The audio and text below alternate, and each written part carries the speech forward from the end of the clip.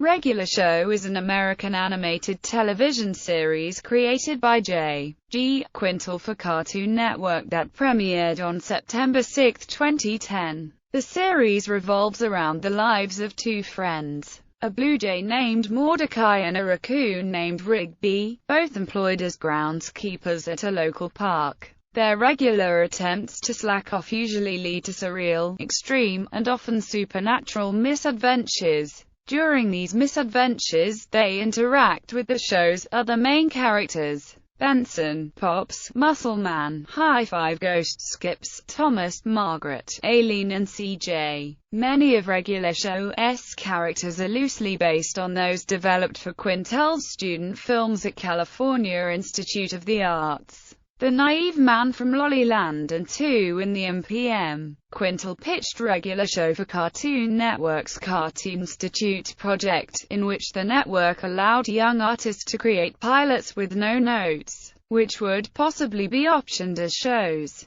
The project was greenlit and it premiered on September 6, 2010. As of May 2013, the program has been watched by approximately 2 to 2.5 million viewers each week. The series has received positive reviews from critics, and has developed a following of all ages. Regular Show has been nominated for several awards, including 2 Annie Awards and 4 Primetime Emmy Awards, one of which it won for the episode Excellent. The series was renewed for a 7th season on July 7, 2015 by Cartoon Network. A film based on the series, titled Regular Show. The movie premiered on November 25, 2015 on Cartoon Network. Premise: the series revolves around the daily lives of two 23-year-old friends, Mordecai, a blue jay, and Rigby, a raccoon. They work as groundskeepers at a state park in Tucker, Georgia, and spend their days trying to avoid work and entertain themselves by any means.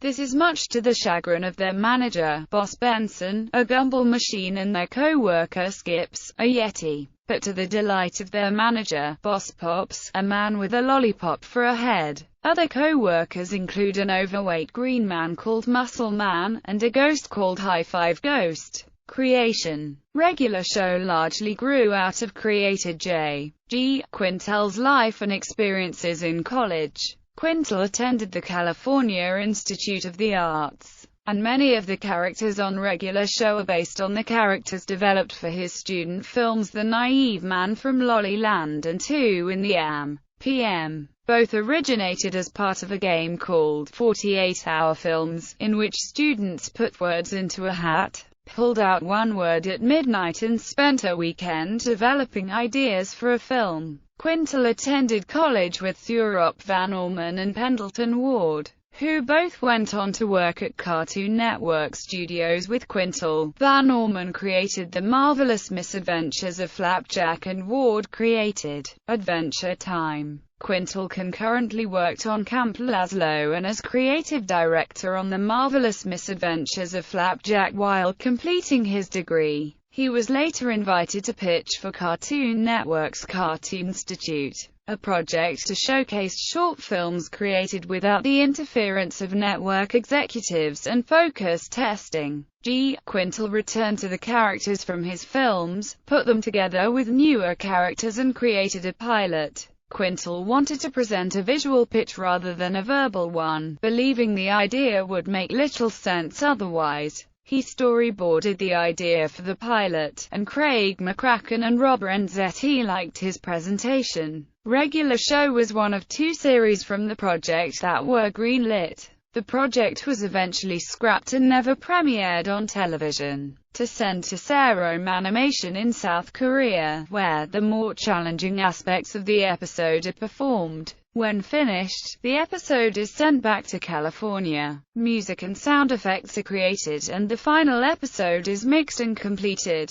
The process allows the production team to work concurrently on dozens of episodes at different stages of production. Although most modern animation has switched to hybrid methods such as the Cintiq, Regular Show has been described as far more lo-fi, and is animated traditionally by hand using digital ink and paint. Although Syntax were optioned to be used for the program, Quintal felt more comfortable working on paper, considering it to be more organic and more representative of each artist's individual style. Board artist Calvin Wong said, "The tools of the trade as being pencils, pens, whiteout and occasionally light boxes and electric erasers. Music regular show has no regular theme music. Instead, at the beginning of each episode, a blurred sound followed by a ticking clock is heard over the title cards." The main composer of the series is Mark Mothersbaugh, one of the founding members of the band Devo. As Quintal was developing the pilot, he considered asking Mothersbaugh to create the music for the show.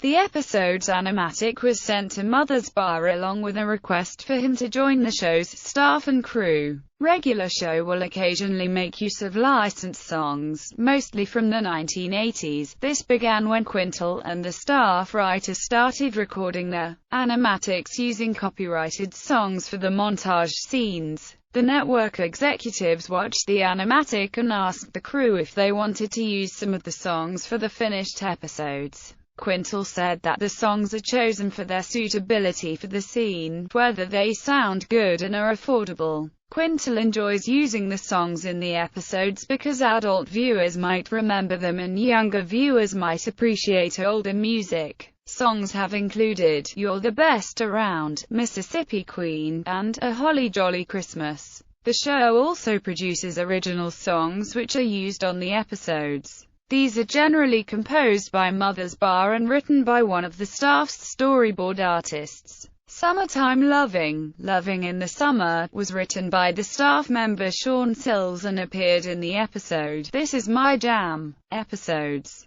Most episodes of regular show last 11 minutes. Episodes are usually paired together to fill a half-hour program slot. 191 episodes in 6 seasons have been completed and broadcast. The first season began on September 6, 2010, with the episode "The Power," and ended on November 22, 2010, with "Mordecai and the Rigbys." The second season began on November 29, 2010, with "Hello Governor," and ended on August 1, 2011, with "Karaoke Video." The third season premiered on September 19, 2011, with the episode "Stick Hockey," and concluded on September 3, 2012, with "Bad Kiss." The fourth season premiered on October 1, 2012, with the 30-minute episode "Exit 9B," and concluded on August 12, 2013, with "Stake Me Amadeus." The fifth season premiered on September 2, 2013, with the episodes "Laundry Woes" and "Silver Dude," and concluded on August 14, 2014, with "Real Date." The sixth season premiered on October 9, 2014, with "Maxon" and "Relaxin'," and ended on June 25, 2015, with "Dumped at the Altar." The seventh season's first episode, "Dumptown, USA," premiered on June 26, 2015, while the rest of the season will air later in the year. Reception. Ratings. Regular show became an instant hit. Its first and second seasons, broadcast on Monday nights, ranked number 1 in its time slot among all Keyboy demos across all of television according to Nielsen Media Research.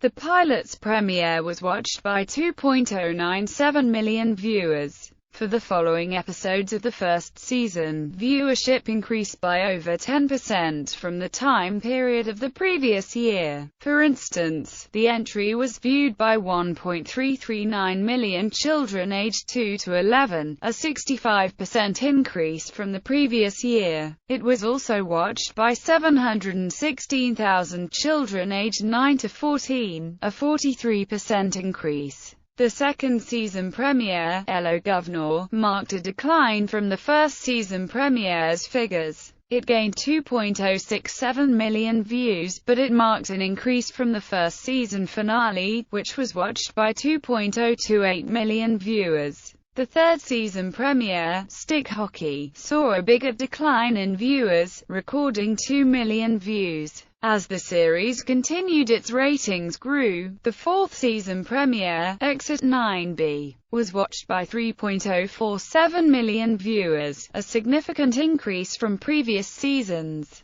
Critical reception. What I like best about regular show is that in the midst of a gaggle of memorable regular characters, zany recurring minor characters, and a fantastical animation style, it still manages to create motifs for its condensed themes. Kevin McFarland. The AV Club regular show has received positive reviews from critics. A reviewer from IGN, R.L. Schaffer, called the show zany, absurd, bizarre, and hilarious. He praised the show's writing, and said that it included snappy dialogue, odd characters, and clever stories, each more irrelevant than the last. Regular show never ceases to tickle the funny bone. He finished his review by calling the show a pretty awesome piece of refreshing off-the-wall comedy, and wrote that it's humorously animated, brazenly silly, and almost always funny. DVD Talks. Neil Lumbrad described the show as offbeat sense of humor with a lot of randomness that makes its title both peculiar and hilarious, and